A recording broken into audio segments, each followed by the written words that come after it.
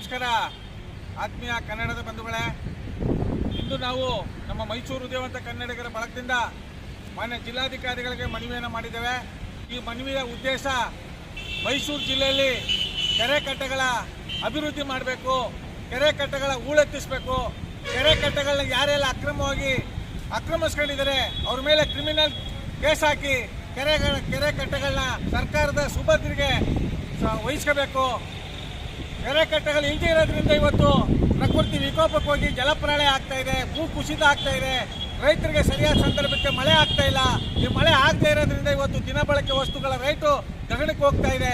ದಯಮಾಡಿ ಜಿಲ್ಲಾಧಿಕಾರಿಗಳು ತಹಸೀಲ್ದಾರರ ನೇತೃತ್ವದಲ್ಲಿ ಯಾರೆಲ್ಲ ಕೆರೆ ಕಟ್ಟೆಗಳನ್ನ ಆಕ್ರಮಿಸ್ಕೊಂಡಿದ್ದಾರೆ ಅವ್ರ ಮೇಲೆ ಕ್ರಿಮಿನಲ್ ಮೊಕದ್ದಮೆ ಹೂಡಿ ಕೆರೆ ಕಟ್ಟೆಗಳನ್ನ ಸರ್ಕಾರಕ್ಕೆ ವಹಿಸ್ಕೋಬೇಕು, ಕೆರೆ ಕಟ್ಟೆಗಳ ಅಭಿವೃದ್ಧಿ ಪಡಿಸಬೇಕು ಅಂತ ಇವತ್ತು ನಾವು ಮೈಸೂರು ಉದಯವಂತ ಕನ್ನಡಿಗರ ಬಳಗದಿಂದ ಮಾನ್ಯ ಜಿಲ್ಲಾಧಿಕಾರಿಗಳಿಗೆ ಮನವಿ ಕೊಟ್ಟಿದ್ದೇವೆ. ಈ ಮನವಿಗೆ ಸ್ಪಂದಿಸಿ ಒಂದು 2-3 ತಿಂಗಳಲ್ಲಿ ಇಡೀ ಸಂಪೂರ್ಣವಾಗಿ ಮೈಸೂರು ಜಿಲ್ಲೆಯಲ್ಲಿ ಎಷ್ಟು ಕೆರೆ ಕಟ್ಟೆಗಳಿವೆ ಎಲ್ಲ ಕೆರೆ ಕಟ್ಟೆಗಳನ್ನ ಅಭಿವೃದ್ಧಿ ಪಡಿಸಬೇಕು, ಹೂಳೆತ್ತಿಸಬೇಕು, ಅದನ್ನೇ ಸರ್ವೆ ಮಾಡಿ ನಮ್ಮ ಗೊತ್ತು ಪಡಿಸ್ಕೊಂಡು ಕೆರೆ ಕಟ್ಟೆಗಳ ಅಭಿವೃದ್ಧಿ ಪಡಿಸಬೇಕು, ಮುಂದಿನ ಪೀಳಿಗೆಗೆ ಮಾದರಿ ಆಗಬೇಕು ಅಂತ ಮೊನ್ನೆ ಜಿಲ್ಲಾಧಿಕಾರಿಗಳಿಗೆ ಮನವಿ ಮಾಡಿದ್ದೇವೆ ಅಂತ ಹೇಳ್ತಾ ನನ್ನ ಮಾತನ್ನ ಸಮರ್ಪಿಸ್ತಾ ಇದ್ದೀನಿ.